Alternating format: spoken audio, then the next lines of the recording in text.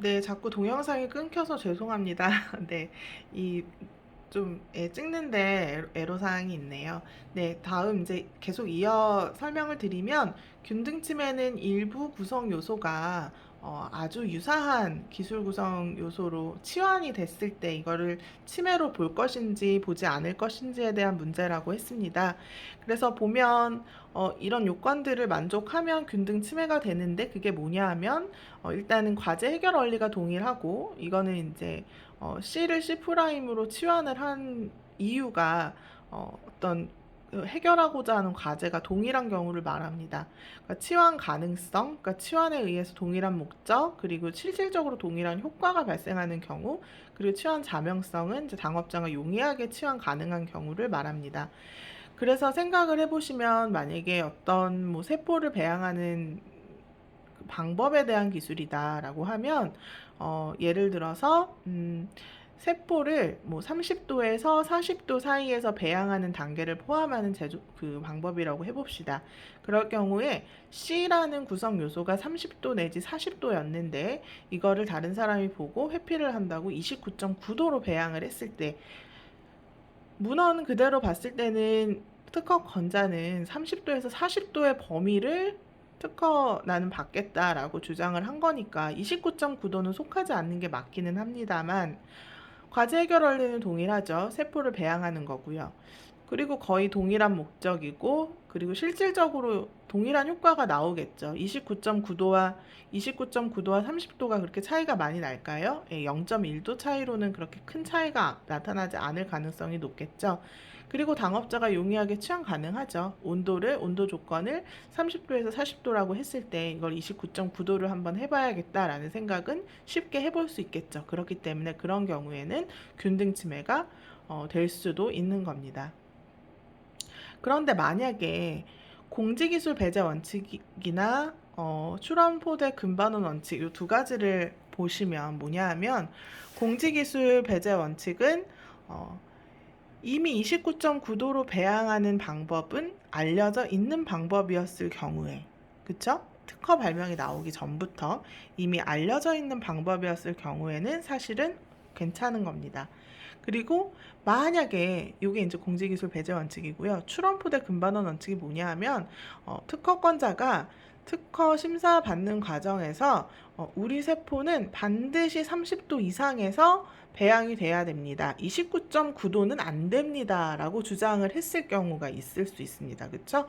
그럴 경우에는 내 특허권자가 심사 과정에서 분명히 우리는 29.9도에서는 안 된다. 이건 반드시 30도를 넘겨야만 한다라고 주장을 했는데 이제 와서 29.9도도 내 권리 범위에 속한다라고 주장하는 건 안 되겠죠. 그렇기 때문에 적극적 요건을 만족함과 동시에 소극적 요건도 에 해당하지 않아야 그래야 균등 침해가 되는 겁니다. 이 부분 좀 이해가 가셔야 될 것 같습니다. 네, 적극적 요건은 이해가 가실 거고 소극적 요건은 뭐냐? 다시 설명드리면 이미 29.9도로 배양하는 게 특허 출원 이전에 알려져 있었다라고 하면 그런 경우에는 내가 이미 알려져 있는 기술 그냥 그대로 쓴 건데 왜 침해가 되냐라고 주장해 볼 수 있는 거고 또 하나는 특허 권자가 출원인이 심사 과정에서 29.9도는 안 됩니다. 30도를 꼭 넘어야만 합니다. 라고 주장을 명시적으로 했을 경우에는 29.9도 사용하는 거 권리 주장할 수 없다라는 겁니다. 네, 이 부분 이제 이해하고 넘어가시면 되고 균등 침해가 조금 어려운 개념이기는 하지만 이 정도로 이해하시면 충분할 거라고 생각합니다. 자, 그러면 이제 앞서 문제로 돌아갔을 때 D사 제품이 ABC를 함유하는 국수였는데 A를 함유하는 국수나 B를 함유하고 있는 국수 이걸 다 이용을 해야 되잖아요. 그렇죠? 그렇기 때문에 이용 침해가 되는 거고요. 만약에 침해라면 어떻게 해야 됩니까? 이 선행특허 1, 2를 없애거나 아니면 회피 설계를 하거나 아니면 라이선싱 협상을 해야 되겠죠. 우리가 너네 기술을 좀 사용하고 싶다. 로열티 줄 테니까 사용 허락해 달라 라고 해야겠죠. 네, 이런 식으로 협상을 합니다. 특허권 침해인지 판단하는 문제. 어, 특허 기술은 클로렐라를 유효 성분으로 함유하는 골다공증 억제용 제제였고, 나 회사에서는 클로렐라에 칼슘을 더 넣어서 골다공증 억제용 제제로 만들어 팔았고, 다 회사에서는 클로렐라를 함유하는 항암제를 만들어 팔았을 때 얘네가 각각이 특허 침해냐, 이제 이 부분이었습니다. 클로렐라라는 것이 구성요소 A라고 보고, 골다공증 억제 용도가 구성요소 B라고 봤을 때 나 회사는 구성요소 A와 B를 다 가지고 있습니다. 다만 여기 C라는 구성요소가 추가되기는 했지만 이 특허 발명을 이용해야만 나 회사 제품이 만들어질 수 있겠죠. 그렇기 때문에 나 회사는 이용 침해가 되고, 다 회사 같은 경우는 근데 좀 다르죠. A는 포함하고 있는 게 맞지만 골다공증 억제 용도라는 이 B 구성을 가지고 있질 않습니다. 생략이 된 거죠. 그리고 용도가 다른 용도이죠. D라는 구성 요소를 갖고 있습니다. 그렇기 때문에 다 회사는 이 가회사 특허권 침해가 아니다. 나 회사는 이용 침해, 다 회사는 침해가 아니다. 이렇게 결론을 내릴 수 있겠습니다.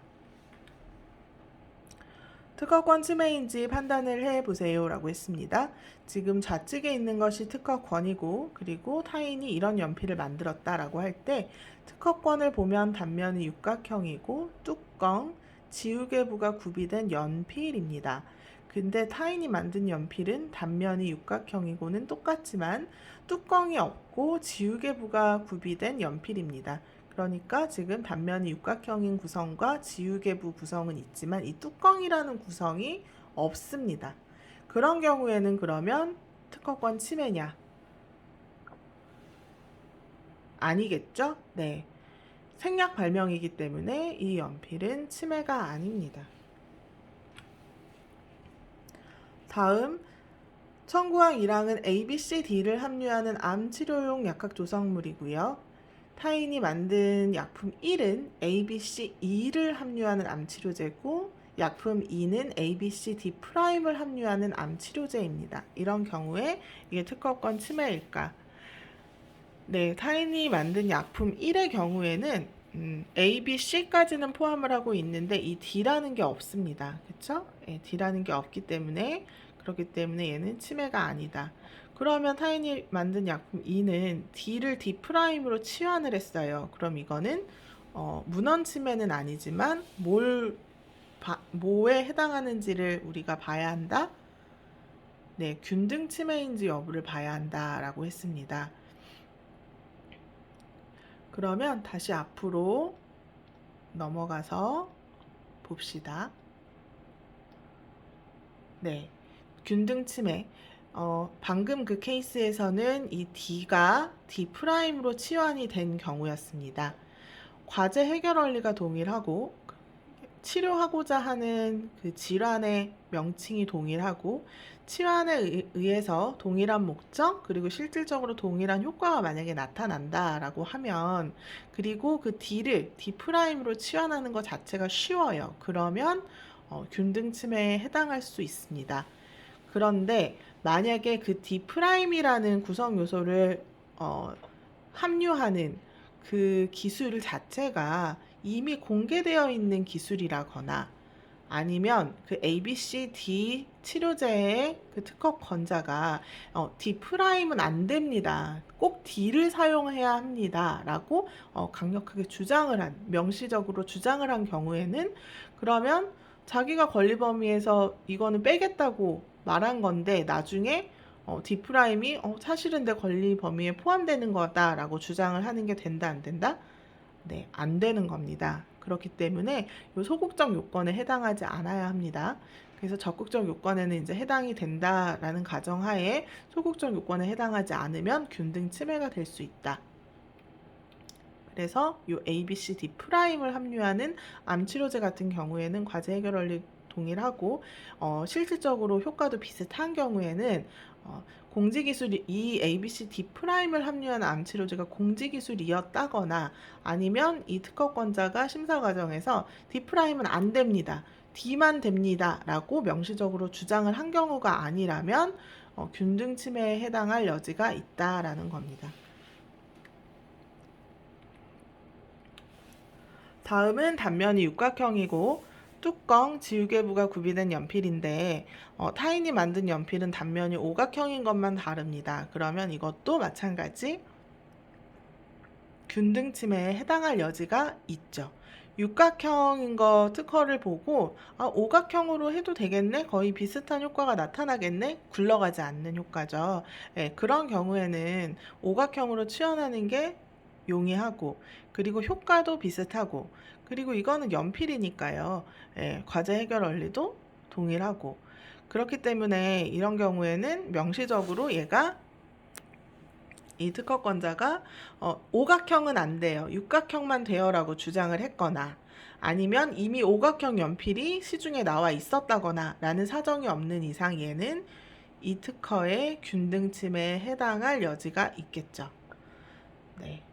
그래서 오늘 총 정리하면서 그 퀴즈에 대한 정답도 어느 정도 설명을 드렸습니다. 그래서 저희 과제 제출해야 되는 것들 있었죠. 그래서 그 과제 제출해야 되는 것 답안을 좀 잘 정리해서 제출해 주시면 되겠습니다.